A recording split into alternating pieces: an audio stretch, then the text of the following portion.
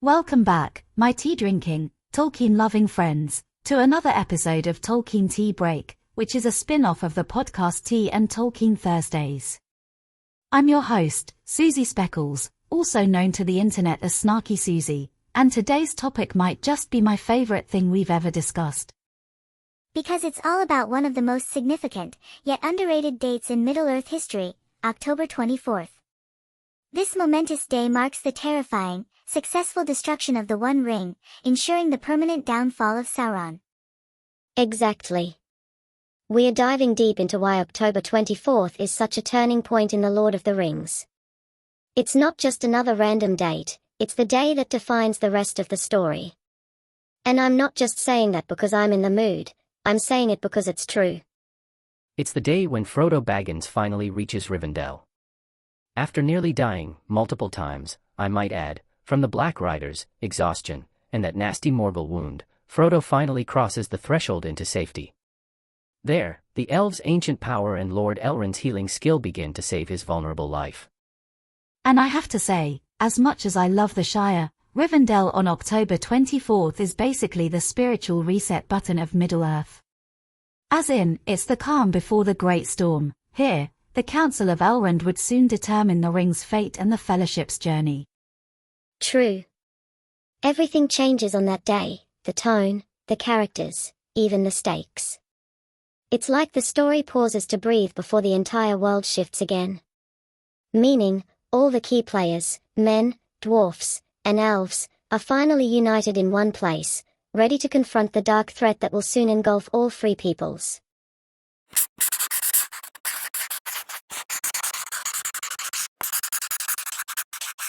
Let's set the stage. Frodo and his companions, Sam, Merry, and Pippin, have been chased across the wild by the Nazgul shortly after they left the Shire. They've gone through the Old Forest, met Tom Bombadil, crossed the Barrow Downs, and made it to Bree where they met Strider. Who, by the way, has the best entrance line in fantasy literature. Are you frightened? Not nearly frightened enough. Classic. That's exactly what I want to see in my fantasy adventure stories. Right. And by the time they reach the ford of Bruinen, Frodo's basically half-conscious. As in, he's at the very end of his strength, hovering dangerously between the world of the living and the Wraith world. The ring is pulling him under, the Nazgul are closing in, and he's using what little strength he has left just to stay on his horse. But the story isn't over yet. You're right, Humphrey, as then comes that incredible scene where the river, controlled by Elrond's power, rises up in waves shaped like white horses and washes the ring wraiths away the same way that a massive tide obliterates sandcastles built too close to the unforgiving sea. And the ring wraiths paid a huge price for getting too close to the river. Which, symbolically, is huge, even for a tale that features heroes, kings, and the eventual salvation of all Middle-earth. The river is both a literal and spiritual cleansing of Middle-earth, as it physically sweeps away the darkness and restores hope to the weary ring-bearer. The date of October 24th represents survival through grace, not power. Ooh, that's a line. Survival through grace, not power. You should get that printed on a mug, Kerrie, that should get you a lot of money. I just might. But seriously, Tolkien was a master of using nature as divine intervention. The water washing away the wraiths is like a baptism. Frodo crosses from death to life and begins his recovery, fully separated from the immediate influence of the Dark Lord.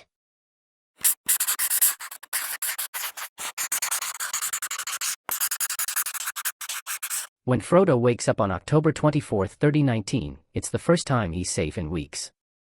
He is free to take a break from the constant terror of the Black Riders and the dreadful pain of the Morgul wound. That's why it's such a pivotal date. It marks the end of the first major act of the Fellowship of the Ring. And the beginning of another. Because from that moment, the small-scale, get the ring to Rivendell, quest becomes the destroy the ring quest. The stakes skyrocket, as the fate of all free peoples, men, elves, and dwarves alike, now rests upon the shoulders of the Hobbit. And the first person he sees when he wakes up is Gandalf. I love that. It's comforting, but also emotional. Gandalf tells him he's been out for 4 days. Imagine being Frodo, waking up thinking it's still October 20th, only to realize you've basically skipped time. That's classic Tolkien pacing, though. Time doesn't move in a linear emotional sense, it moves spiritually.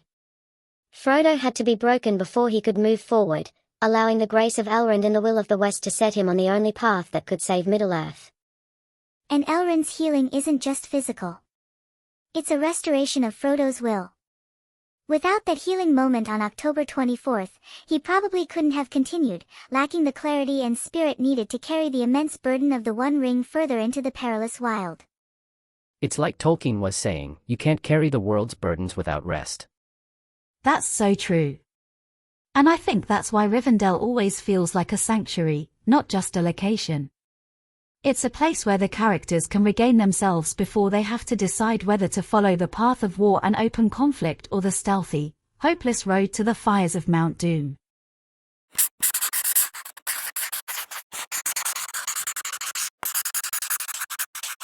Now, this is where it gets even more interesting. The Council of Elrond happens the very next day, on October 25th. So October 24th is that calm before the storm, literally the threshold moment before the story pivots into the epic tale that we all know too well. And Tolkien was very intentional with his calendar. He treated the passage of time in Middle-earth with almost obsessive precision.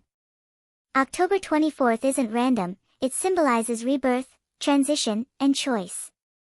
And the main choice is what to do with the irresistible, deadly power of the One Ring, whose destruction is the only hope for the world. If you map it out, the timeline mirrors liturgical structures. Tolkien's Catholicism comes through subtly. October 24th feels like Easter morning in a way, death, rebirth, and the beginning of salvation. It's almost like a version of a Christian pilgrimage completed, where the despair of the cross gives way to the monumental and saving hope of the resurrection. And of course, because Tolkien loved parallelism, there's also the echo of The Hobbit, which connects The Hobbit to The Lord of the Rings through the original, small-scale quest that accidentally set the monumental, world-saving events in motion. Bilbo's resting and writing in Rivendell when Frodo arrives, setting up a long-awaited family reunion that allows the Hobbit tradition of resilience and quiet strength to pass between them. The past and future intersect on that day. That's one of my favorite parts in the book. When Frodo sees Bilbo again, it's not just nostalgia, it's symbolic continuity. The torch of the great adventure passes from the former ring-bearer to the current one, binding the past to the future. The ring-bearer of the past meets the ring-bearer of the present. One chapter ends, and another one begins that will determine the fate of all creation and end the Third Age forever. And that reunion is deeply emotional, as Bilbo and Frodo haven't seen each other in almost 20 years, a span of time filled with hidden burdens, perilous quests, and the weight of the ring. Bilbo's guilt, Frodo's empathy, it's a moment of humanity amid all the epic chaos. Tolkien gives us the quiet, reflective pause before launching into the political complexity of the council. This crucial deliberation will soon result in the formation of the Fellowship and its great quest. It's a masterclass in pacing, delivering a necessary, quiet pause before the catastrophic final journey into the East begins.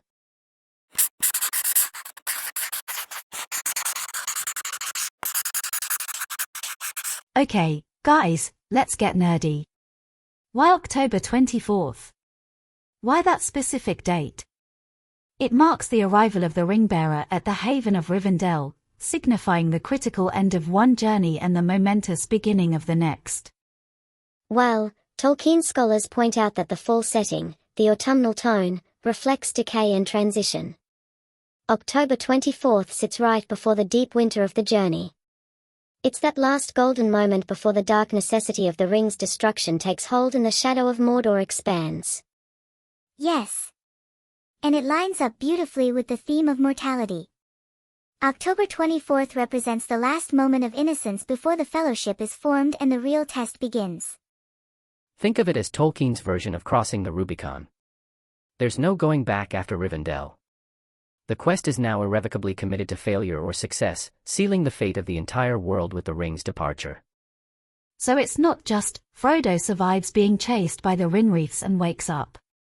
It's a full-on symbolic rebirth of Middle-earth's hope. and that hope is immediately channeled into the fellowship, which will carry it into the darkness. And if you notice, Tolkien doesn't describe Rivendell as purely light. There's a melancholy there, too. It's a place of healing, but also of memory. Elrond's people are fading. Bilbo's aging. Frodo is recovering but already marked by the ring. That tension, between beauty and loss, is what makes October 24th so profound. It's not a triumphant day. It's a fragile victory, bought at the terrible cost of Frodo's health and peace, ensuring he can never fully return to the Shire that he had saved. Well, we're going to cut to a short commercial break, so use this time wisely to get up, stretch your legs, and other things. We'll be back after this message. Hey listeners, before we dive into the next part of today's episode, let's take a quick tea break. You're listening to Tea and Tolkien Thursdays, where the tea is hot, the lore is deep, and the snark is never far behind. If you love thoughtful conversations about Middle-earth, fandom culture, and all things fantasy, make sure you check out our friends at Princess Toy Nerd on YouTube. They've got brilliant breakdowns of Tolkien, Star Trek, and every geeky universe you adore, plus hilarious skits and commentary that pair perfectly with your second cup of tea. So, pause your lembas snacking for a moment, hit subscribe on the Princess Toy Nerd YouTube channel, and then come right back for the rest of today's discussion.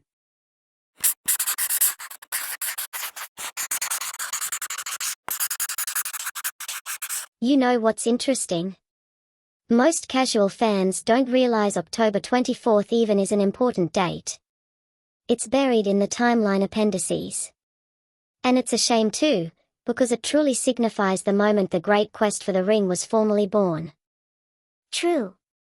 But hardcore fans mark it every year, some even celebrate it as Frodo Lives Day. It's like a quiet fandom holiday, honoring the Hobbit's courage and the spiritual renewal achieved in Rivendell. It's also been referenced in adaptations. In Peter Jackson's films, the Rivendell scenes capture that same feeling of arrival and rebirth, even though the date isn't explicitly mentioned, making the transition visually and emotionally clear to millions of movie watchers. And aesthetically, that whole sequence feels like a soft sunrise after a long night. The lighting, the music, it nails that October 24th energy, and I love it.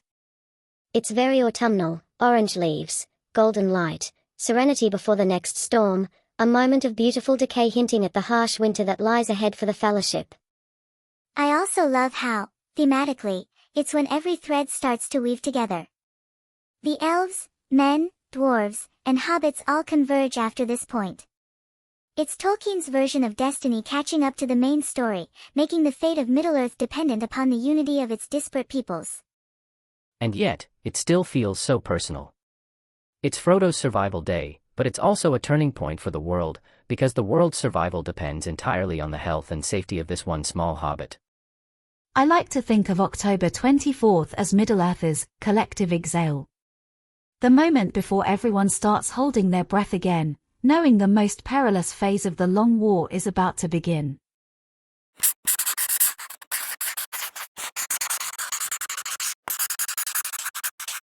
All right, let's zoom out.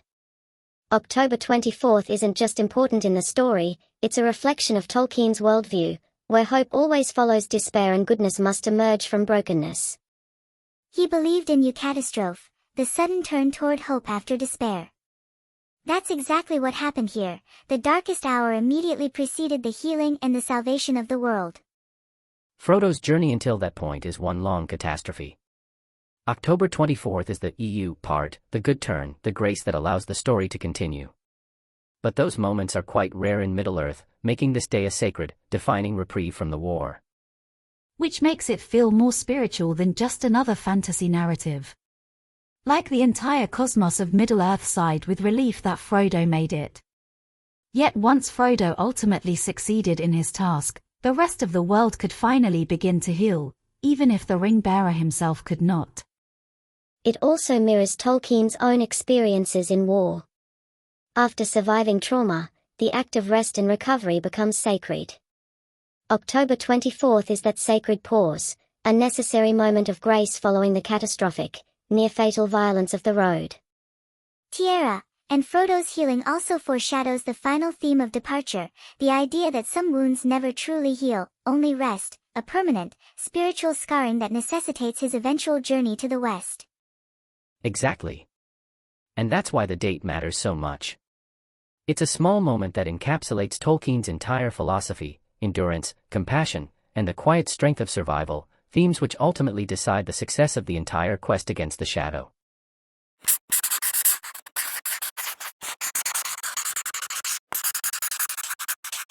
So, to recap, October 24th is more than just a day in the timeline, it's the day Middle-earth catches its breath. Frodo's safe, the ring's future is decided, and the Fellowship is about to be born, marking the transition from regional peril to the grand, final, world-spanning war. It's the quiet pivot between despair and destiny. A moment where the small hopes of the free peoples are gathered, forged into the Fellowship, and sent forth to face the final darkness before all is lost forever. It's rest after terror.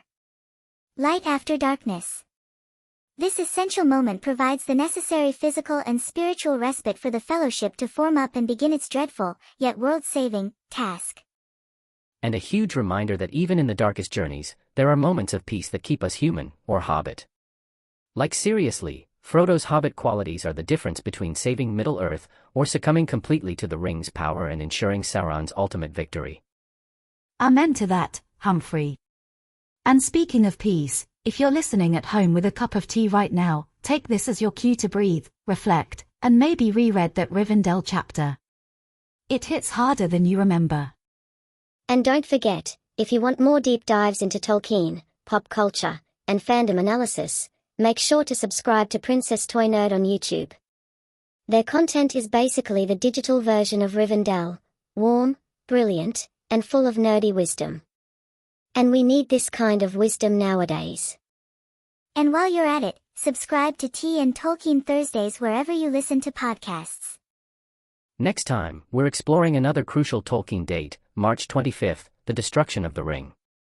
It's going to be significant because that day ultimately brings the war to its final, crushing, and victorious conclusion. Oh, that's gonna be epic. Bring your tissues, bring your tea, and bring your emotional support, Hobbit. Trust me, the despair of Mount Doom is only surpassed by the relief and sheer, hard-won victory. Until next time, keep your tea hot, your books open, and your heart in Middle-earth, ready to explore the deepest truths and most profound moments of that great saga.